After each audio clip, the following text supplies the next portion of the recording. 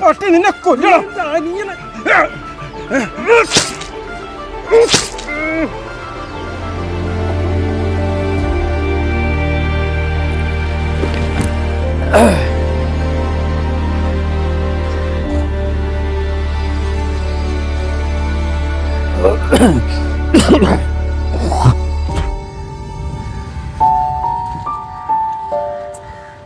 ആ ദാസറേ, ദാസ് എനിക്ക് നമുക്കേ ഫുഡ് കഴിക്കണ്ടേ? ആ സമയമായോ? ട്രിപ്പുണ്ട് ബാംഗ്ലൂര്. ആ ബാംഗ്ലൂർക്കുള്ള യാത്രേ. ഇരിക്കി ഒന്ന് വലിച്ചിട്ട് പോവാം. വലിയില്ല അടുത്ത്? ഓ ഉണ്ട്. ഓ രണ്ടെണ്ണുണ്ട്. ഓ മതി. 50 ആക്കിയാ പോരെ? ആ എന്നാൽ അത് കത്തിക്കണ്ടേ തെറ്റി. വയ്യടാ, പഴയ പോലെയുള്ള ഒരു സ്റ്റാമിന ഒന്നും ഇല്ല. ഇനിയിപ്പോൾ ബാംഗ്ലൂർ വരെ വണ്ടി ഓടിക്കണ്ടേ? വേറെ വഴിയില്ലല്ലോ.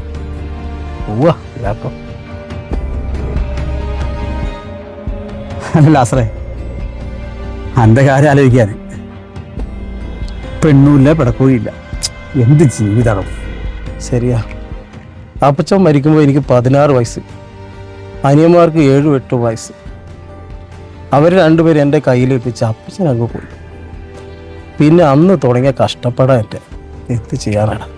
അതൊക്കെ ശരിയാ, നീ അവർക്ക് വേണ്ടി ജീവിച്ചാന്ന് അറിയാം. പക്ഷേ ഈ കല്യാണം കഴിക്കാതിരുന്നത് ശരിയായില്ല. പിന്നെ ഇതൊക്കെ ഇപ്പോഴൊന്നും അറിയില്ല. കുറച്ച് പ്രായമാകുമ്പോൾ നമ്മൾ നോക്കാൻ ആരും ഉണ്ടാവില്ല. അപ്പച്ചൻ മരിക്കുമ്പോഴേ എൻ്റെ അനിയന്മാർ രണ്ടുപേരും എൻ്റെ ഇടതും വലതും നിന്ന് കരയായിരുന്നു. അന്ന് അവരെ ഞാൻ ചേർത്ത് പിടിച്ചതാ. ഇന്നും ഞാൻ അവരെ വിട്ടിട്ടില്ല.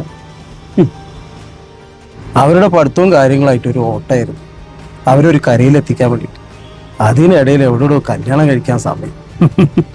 ശരിയാ, ഇത്രയേറെ അനിയന്മാരെ സ്നേഹിക്കുന്ന ഒരു ഏട്ടനെ ഞാൻ ഇതുവരെ കണ്ടിട്ടില്ല.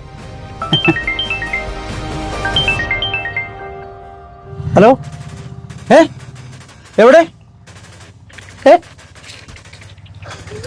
എന്തുറ്റി? എൻ്റെ അനിയൻ ആരും തല്ലുന്നുണ്ട്. വാ.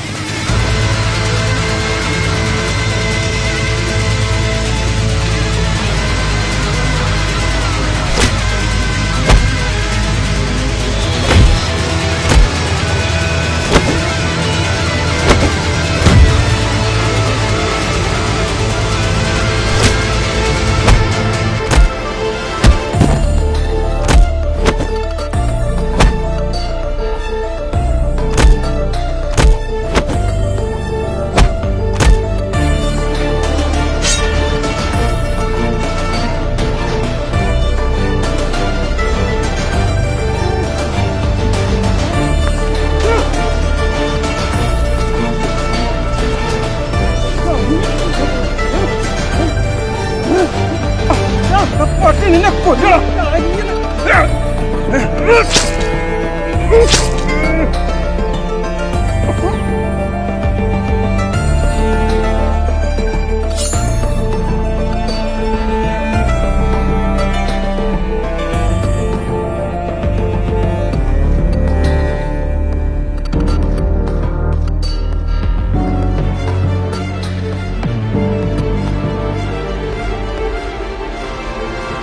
ഏട്ടാ, എന്താ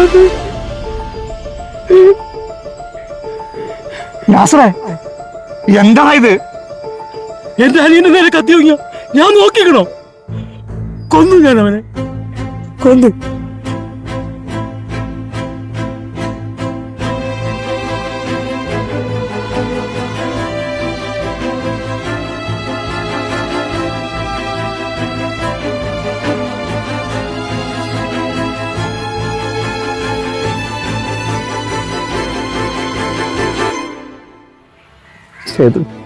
സർ,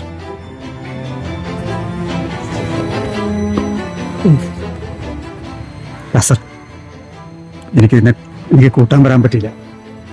പഴയ പോലെ ഉണ്ടാവുന്നില്ല. ശാരീരികമായിട്ട് ഒരു അസ്വസ്ഥത. ലാസറേ, ഞാനിവിടെ കാത്തുനിന്നതേ നിന്റെ വീടിന്റെ ഈ ചാവി തരാൻ കൂടി വേണ്ടിയാ. അപ്പൊ അവര്?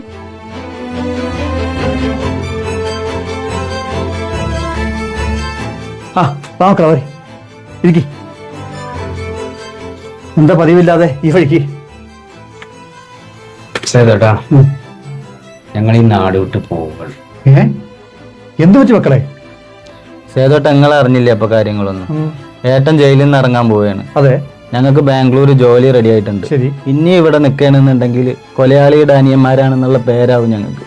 അത് മാത്രല്ല സേതേട്ടാ, അത് ഞങ്ങളെ ഫ്യൂച്ചറിനെ തന്നെ ബാധിക്കും.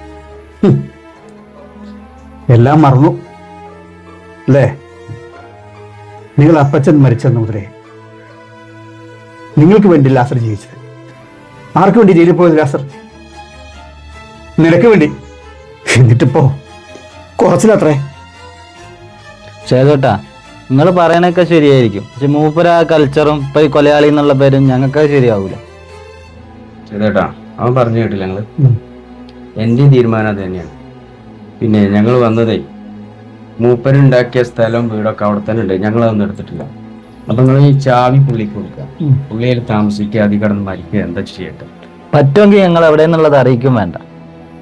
എന്നാ ശരി, ഞങ്ങൾ പോയി.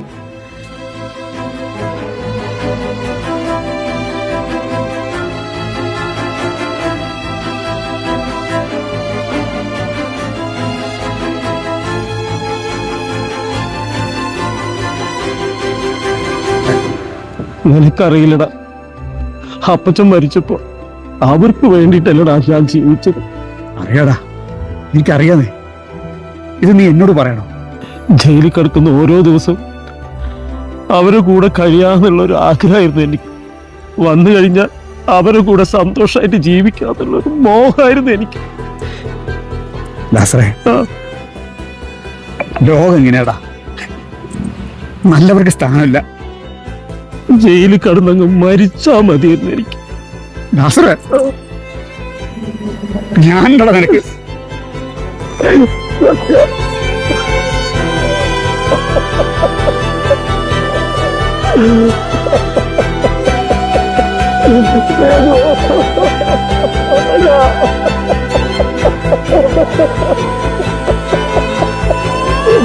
Senhor!